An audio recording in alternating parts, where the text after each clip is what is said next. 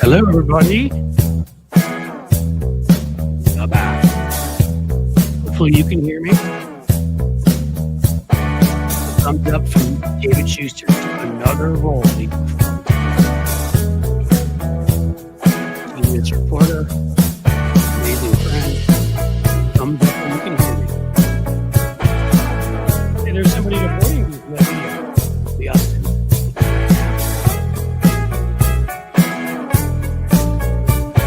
Back, everybody.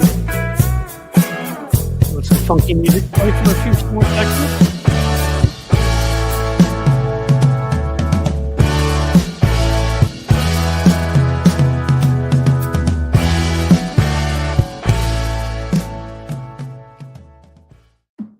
Welcome back, everybody. Welcome back. I am your host, Cliff Schechter. I am here with the great, the only, really the superior David Schuster. Hey Cliff, I gotta report. I don't know if you have seen this clip. Donald Trump, he clearly has dementia. It's the most obvious now I have ever seen. We're gonna try to pull up this clip from Mediaite, where the headline is "Quiet Trump lashes out at NBC News jerk and stunning Oval Office exchange." This is one of the wackiest things you'll ever see from Donald Trump. He's hosting the South African, I guess, prime minister or president. And Peter Alexander asks about Trump giving, helping white South African people come to the United States. And then the Trump gets annoyed about that. And then Peter asked about the Pentagon accepting the Qatari jet. And Trump just goes crazy. He goes nuts. I think what that means is in about 2 years, so that we can understand what Trump is doing right now, we'll get a book by Jake Tapper on Joe Biden's cancer. And that will lead us to understand exactly. I'm just making it clear to everybody from now on that I'm beating the shit out of Jake Tapper for the rest of my life. So as long as I do live streams and write things, he's going to be a punchline in everything I do. And by the way, Cliff, did you see the Beau Biden stuff about Jake Tapper? Hunter Biden. That apparently when Beau was laying in Walter Reed Hospital dying of cancer, Jake Tapper kept calling Hunter to try to get some sort of scoop. And Hunter wasn't picking up the phone. So then Jake used an unlisted number to try to get through. Is this the same one that dated Monica Lewinsky after the scandal so he'd get more information on what happened in the Clinton White House? He's the sleaziest, slimiest, lowest, most pathetic. God, I hope that book crashes. Nobody buy it. Any bookstore you go to, if you see it, don't commit any illegal acts. But what I used to enjoy doing is just pick up another book and put it in front of it. So any other book, really, just do that. I hope this thing crashes and burns, and I hope it drags him down with it, because I'm going to make him he's going to be the face, the embodiment of when I refer to corporate media, it's sliminess, it's need, it's need to be the center of attention, it's need to make every last cent of money, no matter how much they destroy everything else. Jake embodies all of that. And as I've said in that Substack, which I hope many of you read, I knew him a bit, in our 20s. So I'm speaking from personal experience of what I knew of him then, and I'm speaking from every single damn thing I have heard about him since, from everybody who knows him. And I have some related dating advice to my nephew and to everybody else who's out there single. I hope you find somebody who loves you as much as Jake Tapper loves fame. Yes. As much as Jake Tapper loves seeing his face on a camera or hearing his name mentioned. I mean, the thing about that book is he signed on to Alex Thompson's book, which was, everybody's like, hey, good job writing a book there about the guy that didn't win. But he signed on to Alex Thompson's crappy book that Thompson kept tweeting out garbage about, really towards the end of the election. I mean, when it could do real damage too. And I kept hitting back at him on Twitter. Jake joined later afterwards, and he has another book coming out too. Like, who didn't love him? Who hurt him? You need your face on every camera. You need 2 books out at the same time. Like, get a life. We're not impressed. I'm really not impressed by you. I don't really know what else to say. I don't know if some of these media stars in DC think that somehow they're movie stars or something, but you're not Cary Grant, dude. You're just not. So in any case, whatever. There's so much out there about him. I didn't heard even the story you told me, but I can find more stories. I know more, like the Lewinsky one, and like the other ones that I told people about how badly he wanted to be on TV and didn't care about it, back in his 20s. Like there's just so much out there on him. He's such a scumbag. It's also poisoning the reputation of some of his friends. I saw Alyssa Farah Griffin, who was on The View. I think she worked for Trump at one point, and she was out there defending Jake, saying, "Oh, Jake's a friend of mine, and he's such a great journalist." I mean, and look, I mean, he holds people accountable. He moderated the debate, and I wanted to jump out of my skin and throw a brick at the rocket my screen here, because he didn't moderate the debate. He simply teed up questions. He didn't bother to fact check either Biden or Donald Trump. So he was a house plant at some sort of example of, Jake's such a great, courageous journalist because he moderated a debate. That's total bullshit. Moderating has a word that actually has a meaning attached to it. He was a house plant at that debate. Yep. He did nothing. Yeah. And I was on Bob Seska's podcast with him, which is always fun to go back on. And in that, I don't care if I repeat myself. I gave my whole theory of why I despise the Jake Tappers of the world. Because I was talking about a gym I belong to here, where the trainer, where we do these classes, these sort of circuit workouts, and there's 8-10 people per class, whatever.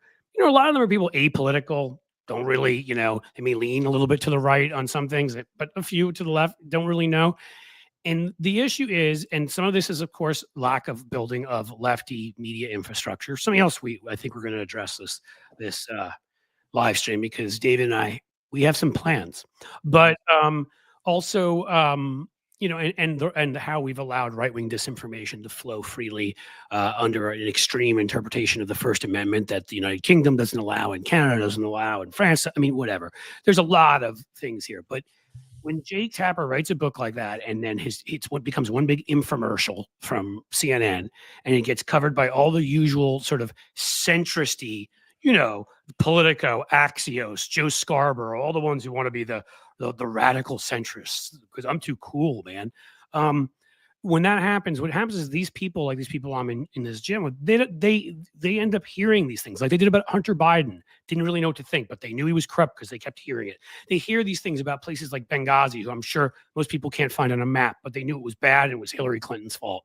And this is where the right wing is successful, because people like Jake Tapper launder their garbage out to a large mainstream media. And David, as somebody who comes from Bloomington, granted it may have been a different situation back then because there were more resources for local papers. But I'm here to tell you that if you're in a place like I am in Cincinnati, they take their cues from CNN, New York Times, stuff like that. They don't have the reporting ability anymore. So if the New York Times says it's true, CNN says it's true, it's true. And that's why I hate them so much, because the disproportionate influence their lies have. I will say, though, that, like Jon Stewart, he had an epic episode the other night where he lampooned Jake and CNN for, as Stewart pointed out, wasn't it, why didn't you report the news when it was news when he was in office, and sort of went after both Jake for sort of the, Jake sort of taking advantage of the situation, but also CNN constantly promoting this. And so I do think that in certain, across much of the country, sure, people are going to take, what Jake Tapper and CNN says as gospel. But I do think that the more enlightened, educated viewers and consumers that are out there, to them, Jake Tapper is the source of scorn and ridicule, that he is a laughing stock because he has been the butt of jokes now from Jon Stewart and from people who are really sort of thinking this through. They get it. And I think that's only going to go further. Look, I don't have close to the reach and ability to affect culture as someone like Jon Stewart. But if every time I do anything anywhere, and we've got a pretty sizable audience in some spots like Substack, if every time I make this person into the joke that he is, use him as the butt of jokes, even in columns that aren't about him. I did that today when we start talking about Kristi Noem, who, yes, I heard from a friend in DC some interesting stuff, which I put in the title about, which is the Trump people being very upset and even the word fired being used. I don't believe they'll really do it, but but they're not happy about the habeas corpus, where she's like, huh? Corpus Christi? What? Yeah, that's in the video of on the Substack today. And for people who don't know, I mean, she was testifying at a Senate hearing, and she was asked point blank by Maggie Hassan, "What is habeas corpus?" And she said, "Oh, it's the right of the president to deny blah blah." No, that's not what it is. Habeas corpus is enshrined in Article 1 of the Constitution. It's a requirement that anybody who's in America who is detained, who is arrested, the government has to explain why, and they have to do so in a court. Yep. And the only time that can be suspended is if Congress agrees. Well, the Trump administration, Stephen Miller, Kristi Noem, Donald Trump, they're thinking about suspending habeas corpus without Congress, which, of course, the courts. Democracy's over. I mean, literally that moment, democracy is fully over. And unfortunately, because Trump has already proven that he's willing to ignore the courts, if the courts reject him this time and say, no, you can't suspend habeas corpus, but he does it anyway. I mean, so I feel like we're in uncharted waters. And the fact that Kristi Noem wouldn't know what habeas corpus is when it's her agency, her part of the government that is responsible for deporting undocumented migrants, that is sick. She's like, what do you mean I don't know what it is? I've been to Corpus Christi. I mean, she just, so, you know, and so, but I wanted to remind people, because I wanted to share this, because I got this from somebody who tends to know their stuff in DC, but he cautioned me. I already gave away, it's a he. But you know, cautioned me, and it, you know, it reminds me of what happened with Hegseth. Remember, they're having serious discussions about canning him, and that was, and Trump was saying it too, and it didn't end up happening.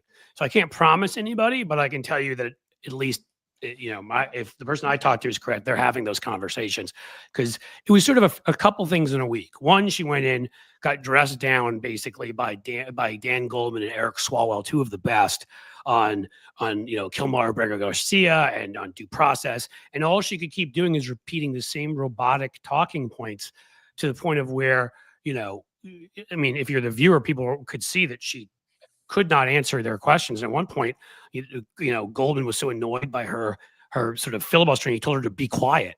And you know, Swalwell too. We had two of the best there, kind of not letting her get away with that. And then on top of that, in habeas corpus, there was the reality show that leaked that she wants to do, because yes, we've reached the Running Man portion, or Hunger Games portion of our democracy, where being able to stay in this country legally is now a game show.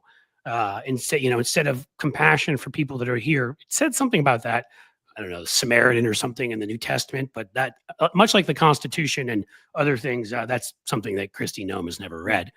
And so a game show, literally pitting people's humiliations up against each other and their lives, destroy, you know, who gets kicked out of the country. And she pitched this. Now they're denying it, but numerous sources said that she did. So when all of that breaks in a week, when you can't defend yourself or your office, and you can't defend Trump, and let's be honest, he embarrasses himself like he did today every day, but he holds other people to different standards than he holds himself to. When they embarrass him, the almighty Lord, you know, he can't. So that's what happened with Hegseth, and Hegseth was like that close to being canned. Well, that's interesting if they're considering dumping Kristi Noem. You know, I meant to ask you, Cliff, because it feels like, you know, the big news on Capitol Hill now is that last night the House advanced this effort, this tax and spending bill, whatever you want to call it. Trump calls it his big beautiful bill.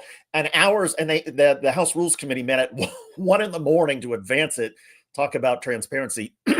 But hours before they met, the Congressional Budget Office came out and said, okay, this is going to cut Medicare. This is going to force cuts to Medicare by $500 billion over 10 years.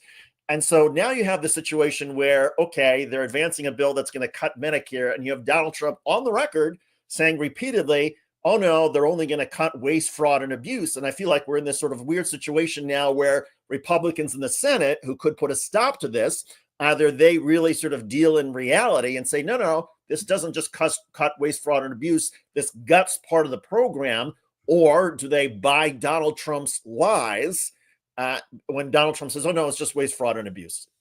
Well, and they have to sell that. Now, as I've said, they have all the advantages in selling their crap. The Jake Tappers of the world just repeat what they say without questioning it. And we don't have the kind of media infrastructure they have, and their right-wing propaganda that they call media will repeat it again and again and again. So they'll turn it so that the whole program is, waste, fraud, and abuse as far as they're concerned. But again, it's really hard, as they've learned, to sell somebody on something that's actually happening to them, that they're Yes. wrong. When somebody is losing their own healthcare because of what these bastards are doing, it's pretty hard to say, no, you didn't really. We just got rid of waste and fraud and abuse. You really have healthcare. You know, like I don't know if they're planning on using the Jedi mind trick or what the plan is, but I don't think that's going to work. Yeah, and I And almost see there's a similarity there with, you can't fool people who are losing insurance. You can't fool investors who are losing their shirts on Wall Street because of the tariffs. And, they're the ones who essentially put a stop to Donald Trump's fiction about the tariffs and other countries yep, paying the tariffs. And so when Wall Street freaked out and the markets dropped and investors lost confidence in Trump, the American people responded. And now Trump's, at 39% in terms of his handling of the economy.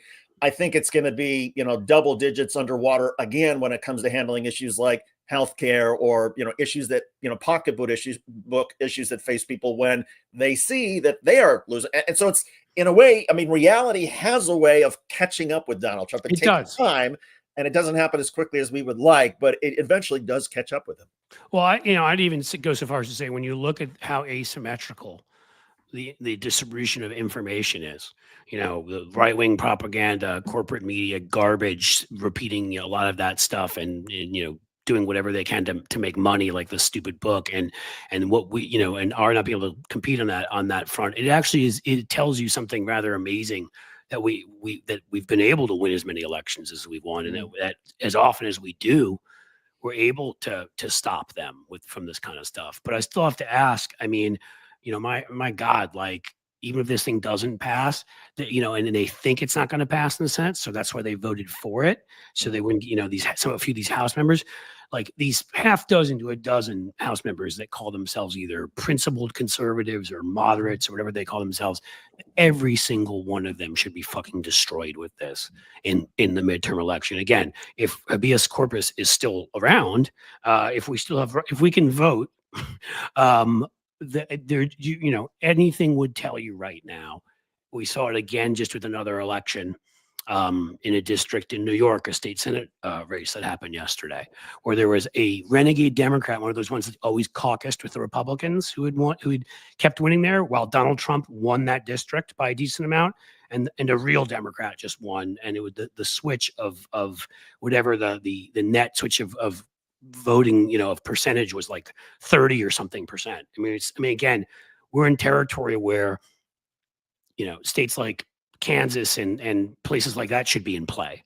So, I mean, they should honestly lose, because again, he's not at this point in his first term when he did stuff, it was mostly hurting people that already hated them and motivating more of them to come out and vote. And yeah, there was some persuasion of some maybe people that voted for him the first time were like, oh God, he's terrible, and voted against him the second time.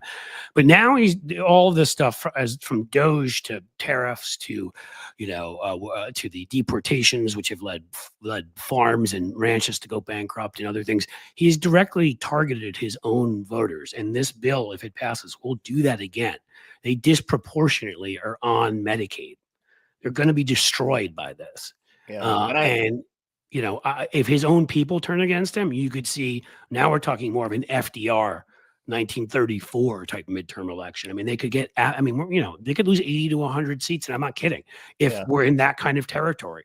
And to your point, I mean, our friend Alex Lawson from Social Security Works, the brilliant thing he did last night, he caught up with Marionette Miller Meeks, who was a Republican congresswoman from Iowa. She won her seat by, I think, less than 1,000 votes. The first time she won by 6 votes. Yeah. And so a very tight swing district. And she had promised that she would not vote to cut Medicare and Medicaid. But obviously, that's what this bill is that she is supporting. So there's Alex Lawson sticking a microphone in her face with the cameras rolling as she's walking down the hallway. And all she can do is look down and not answer him. And again, it's, so kudos to Alex Lawson, because it's individuals like that who, when people are able to see, oh, she is actually going to be held accountable, not just by the Alex Lawsons of the world, but by her own voters, who now know perfectly clearly that she is voting to cut their Medicare and Medicaid after promising that she would not. And in a swing district, I think that makes a huge Oh, difference, and that should be a Democratic pickup in 2026. it should. And I think it's going to go beyond just those swing districts. I think that, you're getting towards, plus 10 Republican. Look, they already were too scared. They had to pull back on having Elise Stefanik go to the UN. And that's a plus 9 or something district Yep. in New York. And they were scared they would lose it. We saw the overperformance in those Florida districts, the Wisconsin Supreme Court win. Like, we've been seeing these things, right? And that was an 11 or 12 point turnaround, something like that Wisconsin Supreme Court win. They're especially a midterm or whatever, Trump not on the ticket to turn out his sort of, base of incel men that only turn out for him, and just all the bad vibes and bad feelings and hatred that they've brought up among their own folks and the rest of us with what they've done. I mean, again, he hadn't lost this kind of ground. In that midterm in 18 where we crushed him. The last time I saw a poll that had, and again, take each poll with a grain of salt, but there are other ones that were saying similar things. He had lost white voters without a college degree had turned against him by 10% more, right? So a negative 10 since the election. So, I think it's real, and I don't know that there's anything they can do to win those folks back. I got a question for you. Another question, Cliff, related to your political experience and strategist experience. So, the other news today is that Donald Trump and the Pentagon, they have agreed to accept this $400 million Qatari jet. The emoluments clause, the Constitution is pretty clear that this sort of gift can only be accepted if Congress approves it. I'm not sure Congress is going to take a vote. I'm sort of of two minds of this. The first is, well, this is about as clear a case of corruption as one gets. But Donald Trump and the media, the right-wing media, use their megaphone to say, oh, no, we should be grateful that Qatar is giving us a $400 million airplane, that somehow we don't have to spend this money. So how does it cut politically? If you're cutting ads, if you're putting together campaigns for 2026, is this something you glom onto, that you focus on, or do you just let it go? I absolutely grab it because I think it speaks to two things. It speaks to foreign ownership of Donald Trump, whether it be Vladimir Putin or MBS or Qatar, numerous other places. And secondly, of course, just the massive corruption, and there'll be plenty of cases of that, but it has to be, that we message properly, that our people get out there, that we spend the resources to go and talk to people in places that we've ignored, that we do all these things to make sure, because it will be a massive liability. It's just if some people don't know as much about it, but you need to put it in a narrative frame, and it ain't a difficult one to do. I've been saying forever, I don't understand how they can't repeat every single time, and just say the simple words, convicted criminal Donald Trump. And that is what he should be referred to as. And Sheldon Whitehouse and Jasmine Crockett are the only two that I've seen doing this regularly. He is a criminal. He was convicted as a criminal. People should be reminded of that all the time, and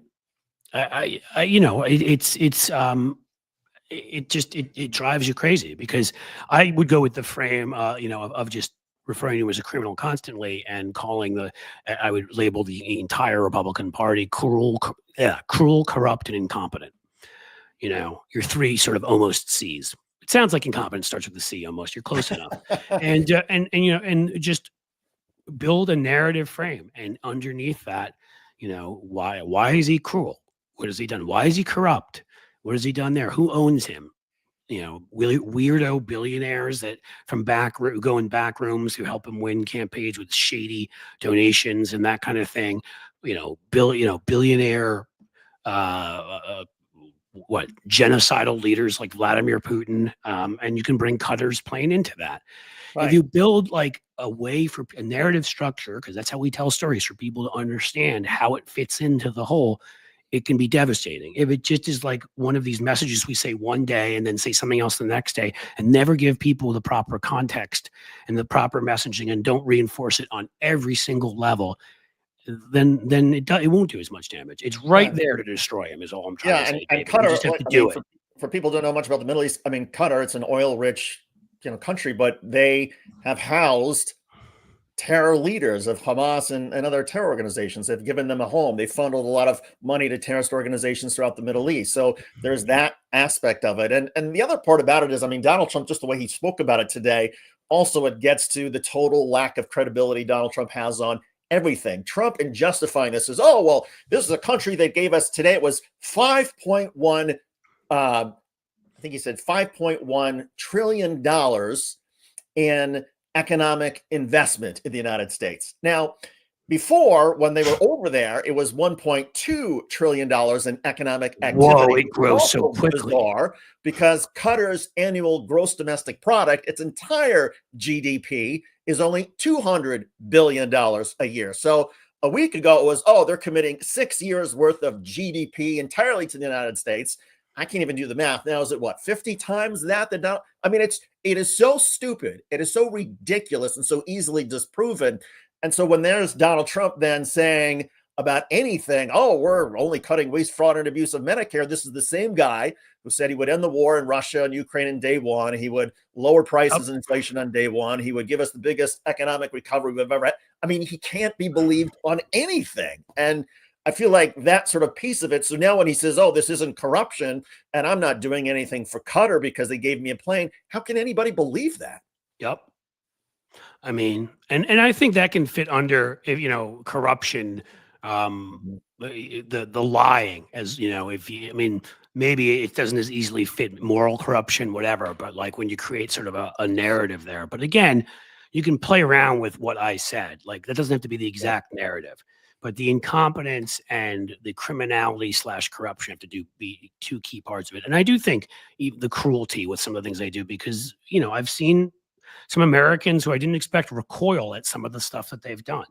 And I think it's important to point that out anyhow. But again, all of that lying and whatever is, again, it's part of the corruption. I mean, it's part of how he's corrupted the process. It's part of how he corrupts everything he touches, he looks at, he's anything to do with, and I don't see how. Again, there's, even with their advantages, they're so beatable. If we would just, at some point, I think we'll do that in the Substack, David, is like, here's your messaging. We'll even give some options, but it's not hard if you just stick to it. And every member and every pundit and every, commercial, every TikTok, every whatever reinforces in various ways these messages. It's not like you have to say the same exact words. You shouldn't. You should creatively play into the same narrative, Here, let me. I gotta believe that even Republicans are sort of nervous about the jet. I mean, that's why so many Senate Republicans have come out and said this is nice gesture, bad idea. I mean, Josh Hawley of all people said, okay, nice gesture, but maybe the Qataris can spend $400 million and gift us something else that we need, build school, whatever it is. I mean, but so I think you're spot on in terms of that. This is a potent political issue for Democrats to carry forward, and I think even with Republicans sort of, I think, are fearful about it as well. Oh, I mean, my God, like the show images of some of the gloss and the insanity, the insanely rich, aspects of the kingdom of Qatar, and show, what they gave Donald Trump, and just maybe show some things about their human rights record and some other things going on there. I mean, it's not difficult if you put it in a structure, a simple, straightforward structure, people can understand it and just hammer it home constantly. I did want to say quickly, I like to give priority to the folks who are kind enough to give us super chats. We have a $5 one from ET here. So we got with a question: did someone in the Noem hearing actually read her the origins and actual meaning of habeas corpus, that it has been around before Columbus's voyages? I don't know that. I know that she was that Senator Maggie Hassan read to her exactly what it meant. I don't know if she read to her exactly when it had sort of originated and been around since. But I think they should have just been like messing with her, and sort of put asked her if she believed in the code of Hammurabi, or I would have pulled out others from the past, other past rules of law from other civilizations. You know what I mean? Like, just to see if she. I was trying to figure out why. I mean, to me, the question I wish a senator had asked her is, she doesn't know. The question, instead of educating her, or do you believe, do you support it? It's, why don't you know? How come you don't know this? Now, the answer might be, okay, she apparently never graduated undergraduate. She left to go back to the family farm. She never went to law school, so this isn't something she would have studied. But you would think that as a cabinet secretary with general counsels in your department, that and before you go testify, when you know you're going to be asked about legal rights, you would think that somebody in her department would say, okay, let's go through Constitution 101. And here's what Democrats mean when they talk about due process. And here's what the Constitution says, just so that she can understand where the Democratic argument may be coming from, because then you're in a better position to respond if you disagree on policy matters or whatever it is. And to me, that maybe gets to your point that maybe the Trump White House sees that she's not capable of that. That she's not capable of arguing and understanding. And as a result, she gets owned very easily at these hearings.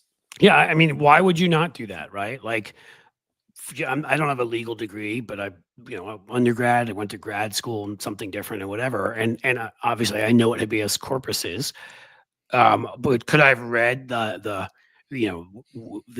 from the Constitution word for word? No, I could have told you the basic meaning, but I'd tell you this: if I were going into a damn hearing that was televised and to do with my job, I'd memorize every freaking word in there. So I mean, like, it's the lack of caring, preparation. Like, she doesn't think that's her job. She thinks her job is to commit actual war crimes, which this is considered a war crime, to go pose in front of mostly naked prisoners in a concentration camp prison in El Salvador. That's what she thinks her job is playing. Both Swalwell and Goldman got to, if you're not too busy dressing up in your costumes, during the things. I mean, and that's a dress up, Homeland Security chief for a dress up party, because that's all they are. They just put on costumes. Ice Barbie. And I mean, look, I think she's a nitwit, and it just goes in keeping with some of the other people who were part of the cabinet, whether it's Pete Hegseth, Pam Bondi, the attorney general, and even like Donald Trump sets the tone when he's asked, as he was on Meet the Press, don't you believe you have to support the Constitution? And he says, I don't know. Well, right. You swore an oath to uphold and defend the Constitution. What do you mean you don't know? And so to me, this is an administration that is filled with imbeciles, people who are sort of low information, ignorant, not very well educated. And to a point, I think you maybe on one of our shows last week, thank God that there is this sort of level of ignorance and incompetence, because if Donald Trump's evil was matched with an actual smart, sophisticated approach, then we'd really be in some trouble. No, I know. And it's why we really need that kind of a enormous win. First, with a bunch of the Senate elections, because of the open seats at the end of this year, and the governor's races in the next year. I mean, we need to destroy them and have the kinds of majorities that FDR and LBJ at one point and others did have, because there's so much governmental reform that has to happen. Because the next time the fascist that gets in office may be smart. Yeah. And may be able to control their behavior, and may be able to control not sending out unhinged tweets at like 2 a.m. And then we'd be in even that much more danger than we're in right now. And we're in enough danger as it is. But I'll say quickly, I mean, to me, she fits the part. I mean, all these people have been par for the course, because one, in a way, they don't make Trump feel bad about himself, which he always does, which is why he hates, whenever someone like Bruce Springsteen criticizes him, he freaks out, because he always wanted people like that to accept him, and they never would in the past, and they never will, because he's a talentless hack who just got some money from daddy. I mean, he doesn't have any actual discernible talent at anything besides putting aside what an evil, son of a bitch he is. But he looks to surround himself with people for various reasons. I'm sure maybe it's because there's compromise on them and he can make them do what he wants. Maybe it's just because, again, he's not threatened because they're so stupid. Maybe it's because he's comfortable around criminals. He is one after all. So you can understand why someone like Pete Hegseth, who had to pay a woman off who accused him of sexual assault, would be somebody, allegedly, I guess we have to say, because he paid her off and she went away. Well, why would he be comfortable around somebody like that? And Kristi Noem, somebody who was basically at the Sturgis rally, opened up South Dakota's and said no masks and everything during COVID. So that became one of the biggest super spreader events.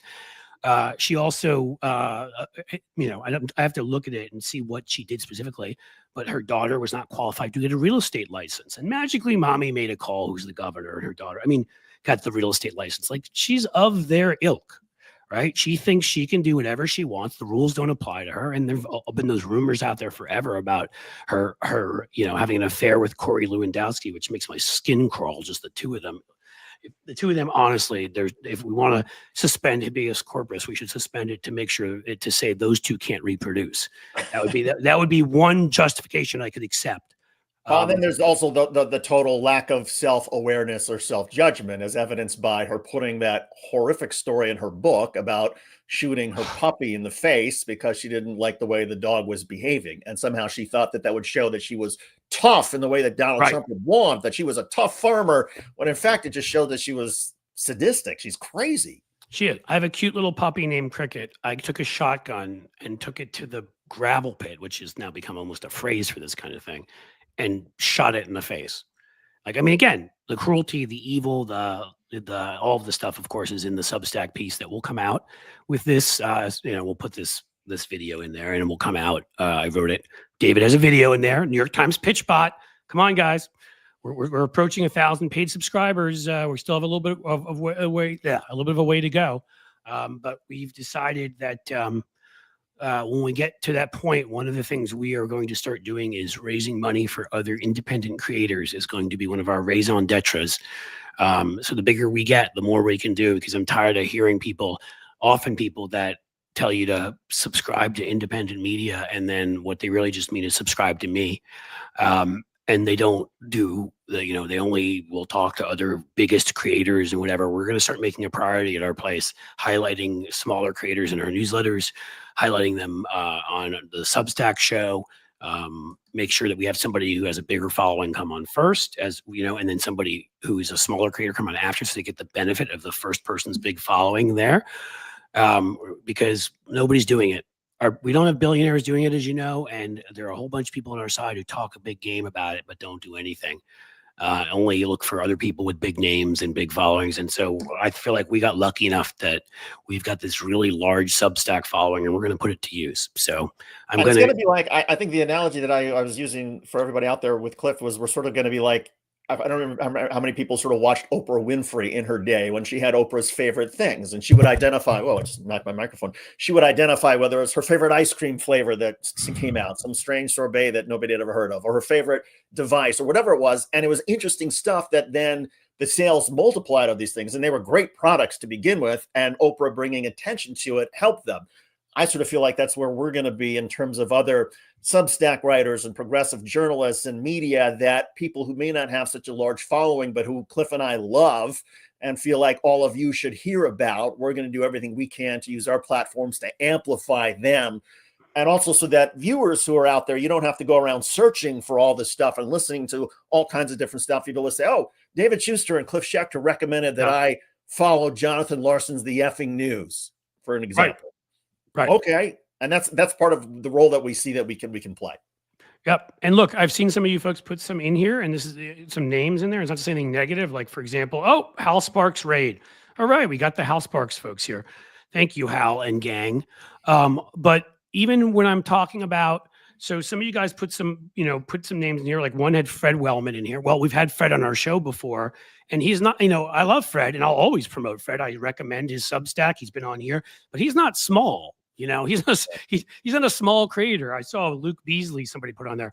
I'm a big fan of Luke's, and hope to do some collaboration with him on various things. He has over 1 million, I believe, subscribers on YouTube. He is not small. I'm talking about people that you may not even be able to tell me about because you don't know they exist. I'm talking about people that have 500 Substack, followers or subscribers, and have small couple thousand at YouTube or whatever it might be. That's what I'm talking about. I'm talking about helping folks that who are brilliant, but they're just, they're brilliant at what they do, which is disseminating information, writing smart things, creating smart videos or art or whatever it is. But you know what? They're not great at marketing themselves, or they don't want to because they're busy doing the work, and it's difficult and all that. And so there's like a few right now I can think of offhand that should just have gotten everything right over the last 20 years. Well, so many people have gotten them wrong, and most people do not know who they are. Yeah. And, if I got into this and I love what we do. And, I ask you guys always so we can keep doing it, to contribute to, I'll often say like 99-cent super sticker or any small amount matters. Well, that's the way I view this with, and we even have a decent size platform but we're not in the crazy territory of where like money just rolls in. We have to make a living. But there are people out there that have to either do this stuff on the side with hours they could be taking to just do whatever the hell they want, or they do it as a living and they barely get by. And like they're doing this for our democracy. You're doing this for your rights, for my rights, for David's rights, for our families. And they don't get support. They don't get big money. They don't get, big creators for the most part. Now there are some exceptions to that. And I'm not going to cast aspersions, at least not to begin with. We'll see where I get eventually on some of the big creators who are only out for themselves. But I certainly am going to make a point of pointing out some of the ones who are bigger creators who do actually, like when somebody said Fred Wellman in there. Well, that's a great example. Fred actually, I've seen him plenty of times as somebody who I think has 50,000. I don't know how many he's got on his Substack at this point. Whatever Fred's gone out of his way to have people on there, especially veterans, one of his big issues, that don't have big platforms, I mean, that is what we are going to do constantly. And I'm proud of it. And that's why, I'm going to feel very good about sort of asking you guys to contribute and support it and all of that, because you'll see the results. Anyone see Jody Hamilton's new show? Cynthia, Jody's a good friend of mine, and she was, she for a while was booking for Stephanie Miller, but I've known Jody forever. And yes, like I reached out to her when I saw she sent it out, and she invited me on right away, which is very kind of her. I mean, as you may know, I've had Jody on here before, and I intend to go on. It's just a matter of finding a moment, because these days, even going on Bob Seska's today which was a blast, meant that I had a newsletter, a column to write this morning, which is basically done. I had 45 minutes, or actually we called it 45 minutes. It was an hour and a quarter on Bob's show. And then I had to get this thing ready, and I'm doing this, so I try to tell people, I'm not complaining. I'm not a roofer. I'm not a construction worker. I'm not working, picking grapes in a field. Like there are people that work, that do the kind of back-breaking work I can't have anything but respect for. But, we work hard. This isn't easy. You see the good product, hopefully, because of what we do behind the scenes. And so, that's why we'll keep, I don't like asking ever, if it were up to me, some fairy tale lefty billionaire would just come down with their angel wings, land in the room here, and put a nice Nixonian brown bag on the table, with some fat bills in it. But it doesn't work that way. There are some angel investors out there in the business world and tech world and whatnot. I have not seen any angel investors per se in our world, but if somebody wants to be the first and wants to invest in a show or invest in a platform, we're open to that. That is true. When I used to have a 501c3 because of the tax status, I had a couple of folks that, not huge amounts like what people are thinking, not six-figure or even mid five-figure or, whatever, but gave some money to contribute to some things because we were trying to stop this. Back in the days when abortion was legal, we were trying to stop this. I mean, it still is here because we passed an amendment, thankfully, to our Constitution. The people did, but our state legislature was attacking and trying to find a way to do an end run around abortion rights and ban it. And I had a few folks here, who maybe gave me 2,000 here, 5,000 there, whatever it was, to try to a C3, because it's a tax write-off to do it. But again, we're not talking about the kind of money. Like, I mean, some of these right-wing figures, if you guys all think they just are, I mean, if you think Ben Shapiro is there because he's talented, I have a whole other story to tell you about the magical millions of dollars of Facebook ads that were going up when he first started. I wonder who was paying for those. I don't know. So we do what we do, and I like that you guys are throwing out names though, because there will be some people who we won't have heard of, and maybe we'll get a list going, and we'll kind of try to look up some of these folks. I already have a couple people who right away are on my mind, but we want to do what we can to kind of give some grants and some support, some other stuff to some other folks. So, and by the way, can I give a shout out to perhaps one of the most famous people on YouTube of a certain generation who's actually, I think, in sort of the progressive world and doing good things. His name is Mr. Beast. Have you ever heard of Mr. Beast? Mr. Mr. Beast Beast, is the he's guy who like will spend 50 like tens million. of millions of dollars putting these elaborate videos together, challenges on his YouTube channel. He's got something like 50 million followers. He's making a boatload of money off of his YouTube videos. He's like one of the most popular things around for people who are 15 years and younger.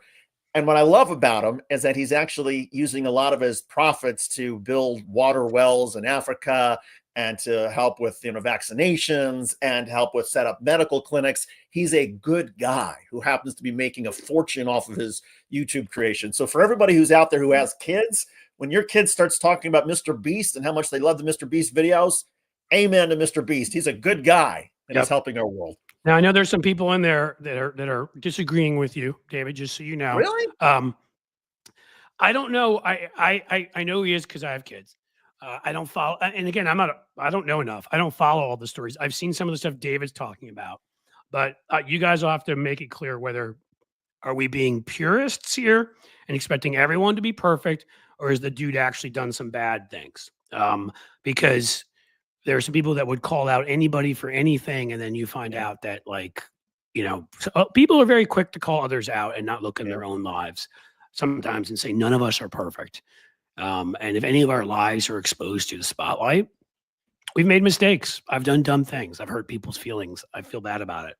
I try to do my best to make up for it. But I don't know in his case. Like I remember there are people that used to, rip on the only other I can think of because of what David was just talking about was Bill Gates. Yes, far from perfect, obviously. And I don't know the Epstein story, all of it, but even if any of that stuff ends up being real, well, that outweighs everything. Okay. I just don't, there's never been to me the definitive, he did this at the, whatever. He also pretty much almost got rid of malaria. So I think we have to take all these things into account. I mean, it's like when we look at historical figures, most of them weren't perfect, far from it. But all right. So we've got from Amethyst Pony, lawsuit filed in 2023 alleged that contestants experienced widespread mistreatment, sexual harassment, unpaid wages and expenses, and failure to be paid for overtime. I've actually heard that there have been lawsuits filed for how he did some of his productions, and I'm not sure if the lawsuits I guess they were filed against him or also filed against his production company. I'm not sure the allegation was that he necessarily engaged in any of this. But look, I mean, fair enough. I mean, and these things get settled in the courts and the evidence comes out. I think my point is that I would rather have a guy who's making a fortune off of YouTube or anything else, who's actually taking his profits. Forget about for a second how he's treating his people well or not treating well, and that is important. But if the billionaires who are out there who are actually taking a big chunk of their profits, their wealth, and spending it to help people that they don't even know who are among the most impoverished in our world, to me that is something positive. And you mentioned Bill Gates. Bill Gates called out Elon Musk. Elon Musk has not done some of the stuff that the Bill Gates Foundation has done. Right. So I know. And that's why I think, again, there are things, and there were things if they were to come out about Gates with Epstein, there are sort of deal breakers where you don't get to come back from that. But none of that has ever been shared. And that doesn't mean whether it's real or not. What I do know is some of the other stuff that he's done. I mean, if you're a kid in Africa and you're not getting malaria, that's kind of nice if Bill Gates helped make that happen.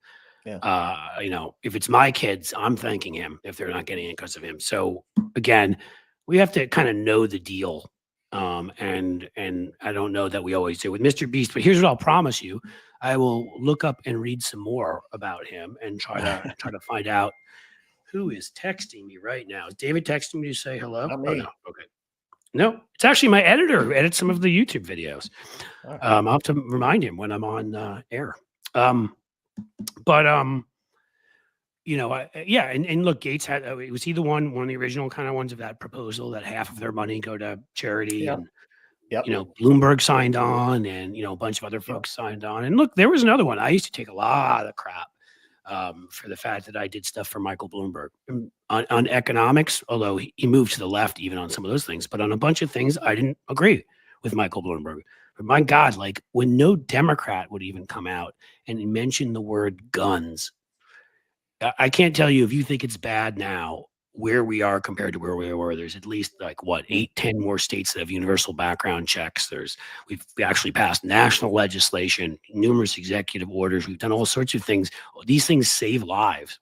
We're still terrible and have a long way to go. But like what we've done has saved lives. And if Bloomberg hadn't put his fortune behind that, that never happens. Yeah. Right. So I think we have to, again, this is an issue, and when it's real, I don't want to dismiss real concerns too. When people have done really, really ugly stuff, yeah, they're off the island, so to speak. I don't care what they've done with their money, but I just want to make sure that we all put everything in its context, because there is this thing, there is a kind of thing we do on the left where we don't always do that, and somebody does one thing that we think is bad, and like that's it, we're done, and we can't do that if we want to build a big tent. We just can't. Because I bet you and I, anybody here listening right now, I bet there's issues that we disagree on. My guess is most of the core ones we would agree, but that's the deal. So, back to Kristi Noem sucks. You guys can tell me this, because again, I try, here's one where you can tell me if I'm being a bad person. I try not to I try to do everything I can to make fun of how fake the Trump people are, what frauds they are, how terrible they are. And I also try to avoid falling into traps that can happen, like sexism. But, to me, Kristi Noem, part of what is fake about her, I mean, it's one of many, many things. I mean, have you seen a picture of what she looked like when she was in Congress? Plastic surgery is one thing. Botox is one thing. I don't judge on most of that. Like, she has a different face than she had back then. And like, why?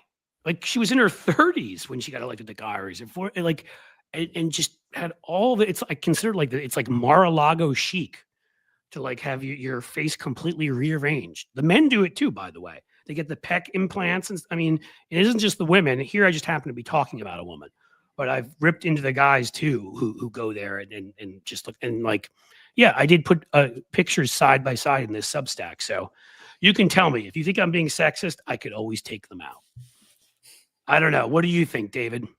I think it gets to, there's an expectation that unfortunately, when Kristi Noem and people like her buy into this and get the Botox and the plastic surgery, they set back women, I think, by decades, and they allow and they enable the sexism that exists in the Republican Party. And the reason Kristi Noem has done this is because she knows Donald Trump likes a certain look and wants a certain aesthetic, and as a result, she's gonna play that game, because that's going to be her road to power. Whereas you'd like to think that women and men achieve power and success through merit and through their strength of their skills and expertise, not because they look a certain way. And when Kristi Noem decides, oh, I'll play that game too, it sets everybody back.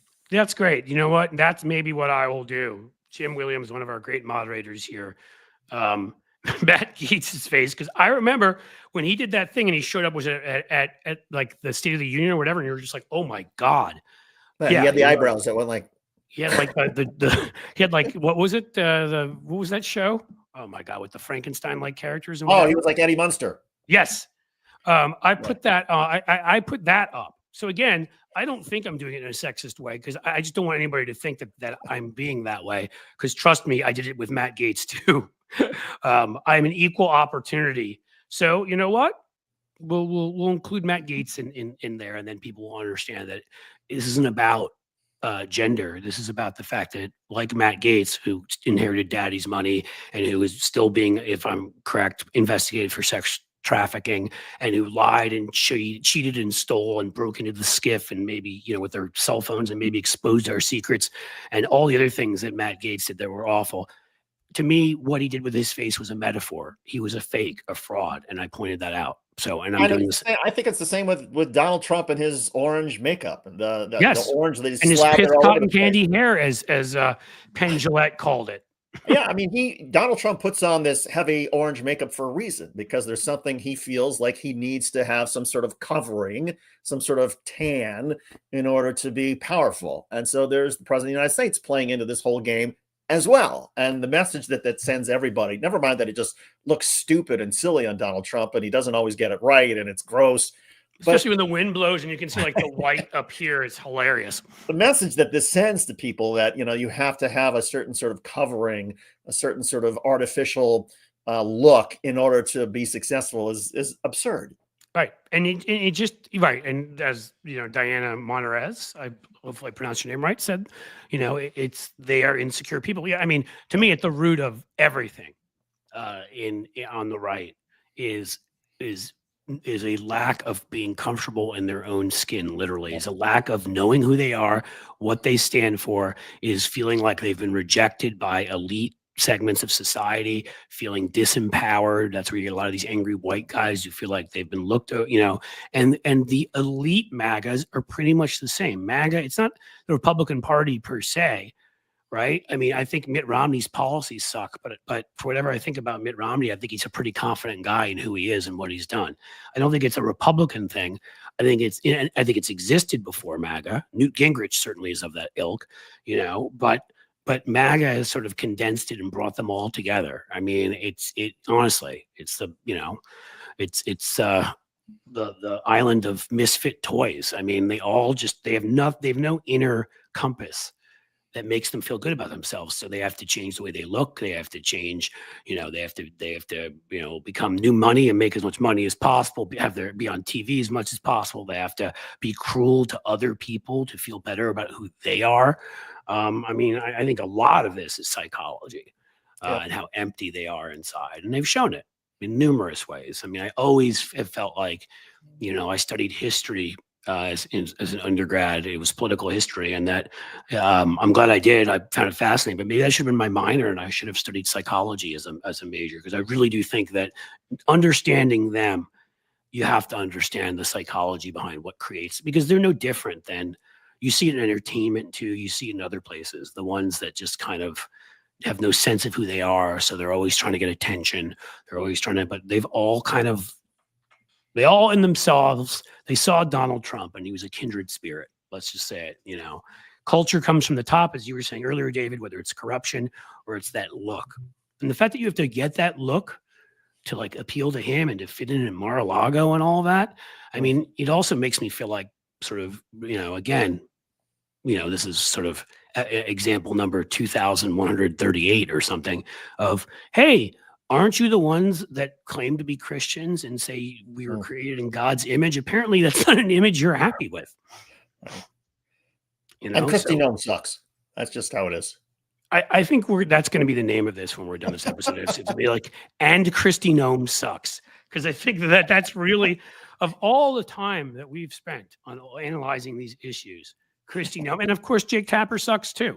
So yes, maybe they should spend time together. If Corey Lewandowski's okay, I'll stop. I mean, hey, he dated Monica Lewinsky. I mean, he could probably find out a lot more about Trump if he'd go and date Kristi Noem. So, I mean, apparently Jake's willing to call all sorts of phone numbers that are unlisted and do whatever it takes. So, if whatever it takes is whatever it takes. I mean, I hope, regardless of whether what people, I mean, I hope people sort of see the sort of the fraud that Jake Tapper's journalism is. But putting that aside, just the fact that, I mean, Joe he's dealing with cancer. I mean, it's cancer that has spread to his bones. Just for that alone, I hope the book, people just put the book aside. Don't buy the book. Don't purchase it. Don't elevate it. Give the guy some peace. He's facing, horrible disease. And this is, maybe there's, I suppose I can see a place where, yes, the story about a White House covering up a president's frailty needs to be told, but it doesn't need to be told now. And it certainly should not be told by Jake Tapper. That is a great way of putting it. There's no story of any import that Jake Tapper should tell. So let's start with that. Let him stick to, why doesn't he write a book on the Kardashians? Okay. He's perfect for it. Can do all the garbage, that he wants to do. But second of all, as you said, we're in a period of time, and this is why we're talking about Kristi Noem and not knowing what habeas corpus is, and them saying, yeah, maybe we could suspend that. And Donald Trump saying, maybe I don't have to follow the Constitution. That shit's a little more important. When your democracy is under the kind of threat it's under right now, when a guy is still ignoring a 9-0 court decision and will not facilitate bringing back Kilmar Barrio Garcia, that is not a time for this stupid book. It's not a time to take people's attention with this garbage, sensationalistic bullshit. That's the second. And the third part, again, with Biden. And I've always said this to people: don't deify anybody. Yeah. Okay. Like, this is what leads people to say, I'm voting for nobody. Well, then you're not mature enough to live in a democracy, because unless the two people you're choosing between are like Idi Amin and Jeffrey Dahmer, in which case I'd have a pretty hard time making a choice and making an argument that there was a lesser of two evils. There are two random ones, right, huh, David? If the democracy is about, it's about, like, we're supposed to be advanced citizens in a democracy. We're supposed to be at a point where we understand that there will always be a better option. And you're not looking for a spouse or a best friend. You're looking for the person who best represents your values. And that may be somebody who doesn't represent 50% of your values, but they're better than the horrific thing on the other side. And we only have two parties. Wish we had 3 or 4, a little bit more like the UK, and so that there could be another option here and there. But we have two, and you need to make that choice. And like, I never, deified Biden. I never, when I worked for him, I did my thing. Since then, I've been critical at times. I can say two things in the same breath. One of the 3 or 4 most consequential domestic policy presidents in the last 125 years, literally since 1900, in what he was able to pass and create against a hostile group of mouth breathers who wanted to destroy him in small majorities. He was incredible. All right. He should absolutely be in the top 15 presidents, good chance in the top 10. At the same time, due to simple science and due to simple things I know from actuarial charts, I did not think he should run for re-election when he did. I can say both of those things. And again, I respect him and I respect what he accomplished. I think he was a great president. I think he'll be remembered as one of the greats. I think he made a big mistake there. Do I think that is the thing that cost us? No, I think much more it's the Jake Tappers of the world that cost us. But again, we need to be able to have those nuanced conversations, because there are people who are like, well, you'll be like, you don't think Biden should run? You hate Biden, blah, blah, blah. I'm like, I wrote ads for the guy in 2020. I don't hate him. Yeah, I couldn't say it any better. And so I actually have to go pick up the kid from the bus. So I'm going to leave everybody with Cliff's words, what Cliff just said the last 2 minutes. No, you have to leave everybody with, and Kristi Noem sucks. And Kristi Noem sucks. Cliff, thanks as always. Great show, buddy. Thanks for being here, man. Okay, we'll talk to you later. Yep. All right, guys, so we have a little more time here. What else do we have? I want to acknowledge a few folks. I acknowledged ET before. Thank you for the $5 super chat. Petrazi 20, member for 4 months. Absolutely outstanding. Mr. Android, member for 7 months. Wow. You like me. You really like me, or you don't hate me, which is good. I'm trying to see any other topics. Like, I have to go pick up a kid relatively soon, but not right away. So I want to see where we are, and if there's something else important that's worth are taking a gander at, if you will. Let's see. Don't forget also to listen to Bob Seska's podcast. I did go on there, as I told you. We will have the show tomorrow, Amped Up with Cliff Schecter, 2 p.m. Eastern. It'll be fun. We had an amazing guest cancel last minute. She'll be on in a couple weeks. So we will be doing our best, me and David, to get somebody worthy of your patronage there. This is fun. Well, we got Jasmine Crockett accusing Republicans of the weaponization of government. Of course, yes, they're always doing exactly what they say we're doing. Let's see if there's anything else that Trump having a conspiracy fest in the Oval Office. I'm not sure that's news anymore. Well, I will give my condolences to the late Jerry Connolly, congressman who died, I believe today, in a very different world. Life's a strange place. When I lived in Washington, D.C., I interviewed to be campaign manager for 2 people running for Congress. One of them was Chris Van Hollen, who's now a U.S. Senator, and the other one was Jerry Connolly. Didn't get either gig, folks, but it's been that long, MJ. Thank you for being here for that long. You have done it. So there you go, guys. I think that's most of what we have out there. I'm going to implore you again and say we need to. Oh, somebody sent me something. Maybe that's worth a friend. Is that worth checking out and seeing if that's worthy of our show?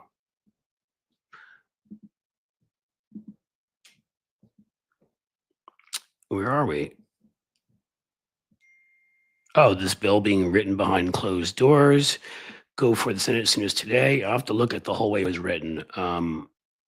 God, these people are awful. I saw somebody there asked about what about firing Noem. We had that conversation earlier. Were you not here for that? Maybe you weren't. Which is, I've spoken to someone in DC who's in the know, and again, I hope you know that I'm not that type of person who just makes these things up, because then I'd probably do this every week or every other week. I think I've done this once before in the history of doing these things, but I have a few people left there. When somebody tells me something that seems reliable, I share it. And the thing that I was told by this insider is that there have been discussions, including Trump being pissed off about Kristi Noem making a fool of herself on habeas corpus and being kind of owned by Dan Goldman and Eric Swalwell. Those are the two that I saw. I'm not saying those are the two that bothered him, but that she really did a bad job in Congress in general in front of Democrats. And now this leak about her wanting to do a reality show. Remember, nobody gets to do a reality show over the Donald. And she would like, of course, to be the star of a reality show of which immigrant can gain legal status and stay in the United States. A sick concept, a Running Man meets Hunger Games idiocy, but it leaked out and they were none too pleased with that. And so much like there was deliberation about Pete Hegseth, and somehow after, again, we had Signalgate 2, he did not get fired. He ended up being able to stay on. I don't know who fought for him because it looked like he was gone. There are now those kinds of conversations happening where there is a good chance that Kristi Noem could be kicked out because she is embarrassing people. But again, she also could not, the way Hegseth, somebody somehow found a savior. They're just not happy.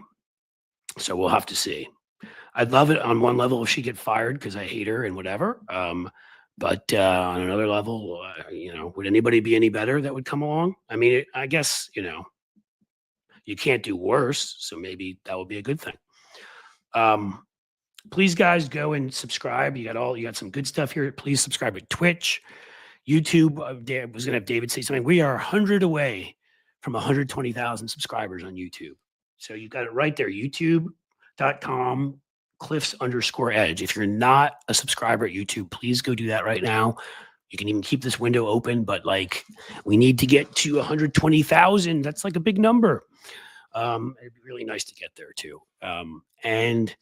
As I told you, and this is going to become more evident because we have events planned in the coming weeks. So, within the next month, next 4 or 5 weeks, various things we're going to do via our newsletters, columns, videos, live streams, and everything else. But also we have funds that we're going to set aside for grants to smaller creators, and we're going to highlight them on our shows. And we're going to walk the walk, as I said to all of you. We're not just going to talk the talk. There are some big creators that say the great game about independent media, and in the end, what that means is come work at my channel for slave wages, or don't, or give me money or whatever. They don't help anybody else out there. I've felt like I've always tried to help others out there, and I've had people on my shows with much smaller followings because I don't care, not that I've got the hugest in the world, but smaller than mine, because I didn't care. If they're good, they're good. I want to have some people on with big followings. I want to grow, but I'm always looking for others. But now we're going to make this one of our sort of raison d'etres. It's going to be a key thing that we're going to do to make sure that every week we're highlighting people that are small creators that do amazing work and should be out there further. And so I think that for me, and Lefty Gramps, who's been a member for 6 months, nice, will make it much easier for me to say, please go buy the Substack and consider being a paid subscriber. We break 1,000 paid subscribers there. It means two things. One, we move up in their estimation of Substack because they make their money by taking a little fee from that. So they like us more and they promote our stuff more. And B, we have more money to give to other creators and can create more stuff for them. Tina Bradford says Sherry Jacobus. Sherry is one I would consider, but Sherry, literally between Tony and I helped her put together the YouTube channel. I've had her on here. I had her on my 12-hour live stream. Sherry, I often am involved with in terms of helping. So, I'll consider success if one of the folks out there, one folk can go and become a paid subscriber there. We're $1.14 a week. You know, what else are you doing with $1.14 a week? That's what it costs you, $59 for the year. Sheldon Hughes, member for 6 months here. Wow, we're getting a lot of that. I'm going to put this up and I'm going to say thank you, Chipmunk Milk, because I feel great about this. And it makes me feel even better, like, you know, when I ask folks for money, that I'm asking them for funds to not just support what we do, but what others do too. And you'll see the proof in the pudding. Speaking of that, let me just look through here quickly. I read out the members for months, but Jimmy Jen's given $1.99 super sticker. I'm not sure I got to that. And I think that is about it. So all I will say is Jimmy Jen's with a little salty language there. I see your point. I think I could figure out your code. So who's coming with me on the way out? This is it. I'm going to head out. You know, I like to leave with 1 or 2, or how about we're at 7 folks who either memberships or have given super chats. So do I have 3 more among the lovely crowd? Lefty Gramps comes in. Thanks, Cliff and the mods. Thank you, my friend. That is really kind. And the mods should always all be thanked. That is hugely helpful. All right. Do we have 2 more folks? Come on, 2 more. 99-cent super sticker. Anything. All helps. It all helps. Going once, going twice, going, I don't know how many times. Ooh, Diana Monera has a new member. We have a new member. That counts too. Thank you, Diana. I really appreciate that. Huge. So that's it. We're down to 1. Just 1 more act of kindness to extend to the lefty media sphere. Is that a term? Anyone? You know, I can leave with 9 if I have to. These are good feelings at the end, and I appreciate it. And MJ joins the party. MJ, you're fantastic, with a $5 super chat. And so we've done it. You guys have been great as always. Thank you for being here. Remember, 2 p.m. tomorrow Eastern. I will round it up. An excellent guest by then. This was a very last minute thing, and so we lost this one, which I don't know. I don't need to babble anymore. Tomorrow, 2 p.m. Eastern, Substack. That's where the show will be, amped up with Cliff Schechter. David Schuster will be there, as will somebody else very cool. As always, it's been awesome being here with you guys this week. I love you guys. I love your support. And let's go support some progressive, independent media out there and kick some butt and get rid of fascists. Does that sound like a deal? Sounds like a deal to me. So, as I often say, as the sun sets slowly in the west, I bid you all a fond farewell. Take it easy.